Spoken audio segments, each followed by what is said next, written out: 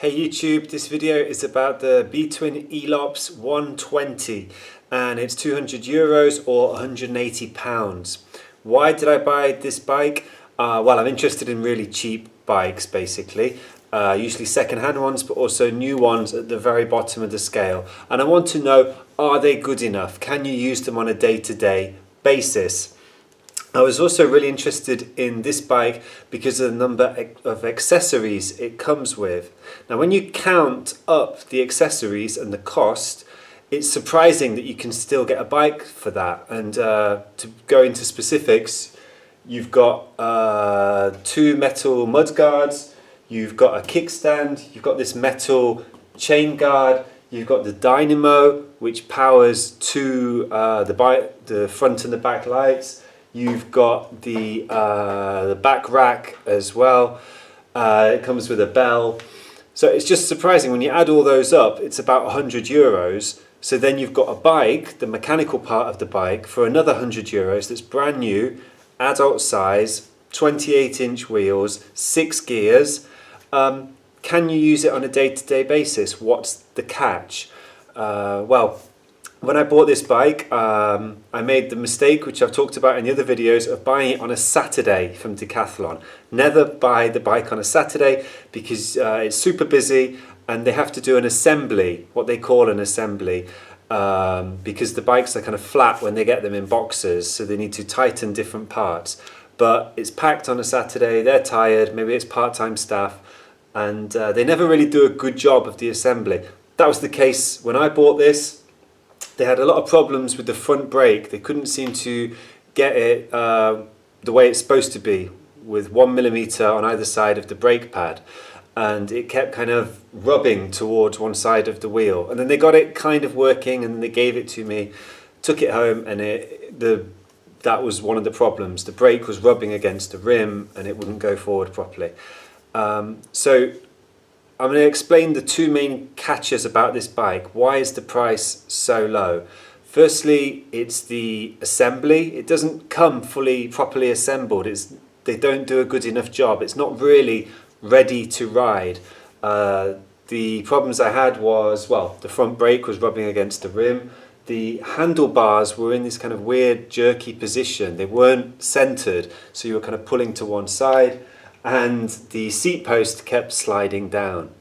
Why though? Why were these problems happening? It wasn't just because of the assembly, that was part of it, but it's mainly because the type of materials that are being used are so cheap. The quality of the steel and the metal is so cheap that you can't get enough resistance when you're tightening the different nuts and bolts around the bike. The metal doesn't seem to hold the tension. I've noticed this with other supermarket bikes as well from Carrefour, that however much you tighten it, they just seem to unravel. The metal doesn't hold in place, and it's just because it's the quality of the metal. That's where they're making the cost saving and making a profit. So in this case, and I use this bike every day, twice a day, to carry one of my kids. You can see I've got the bike seat clip there which it goes into.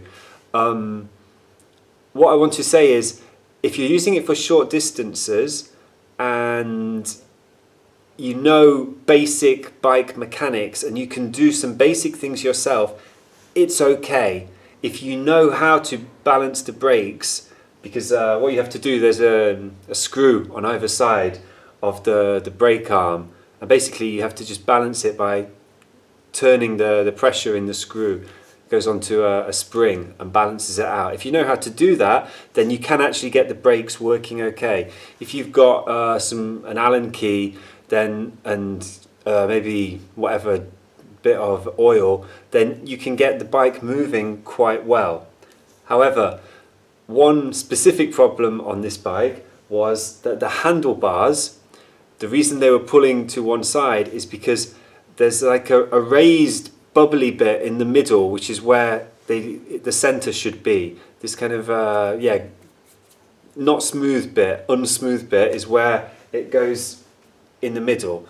But when I look carefully at the length of the handlebars, this kind of raised part was slightly to one side. So in the shop they lined that up in the middle, but it wasn't actually the middle of the handlebar. So you could see that the handlebars didn't really pass quality control. Again, if you've got a bit of time, if you've got some tools, you can tweak the bike yourself. And to be honest, now it's working okay. I use it every day. I can get some kind of performance out of it. Mechanically, it's okay. The gears work, the brakes work, the gears don't slip, the tires are okay. So I'd give it 6 out of 10, 5.5 to 6 out of 10, just on price alone.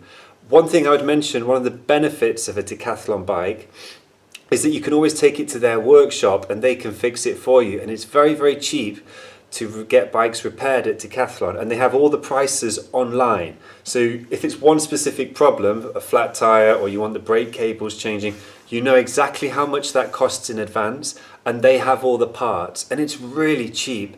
You're talking 10, 15 euros for most of the things, and then 5 to 10 euros more for the actual part. Or they do a full service for 30 euros where it's going to be in good quality for a few months. So that's my video. I think this bike's okay. If it's been helpful, give me a thumbs up. If you want to make money buying and selling bikes, check out my ebook below. It's €3 and you'll earn a lot more.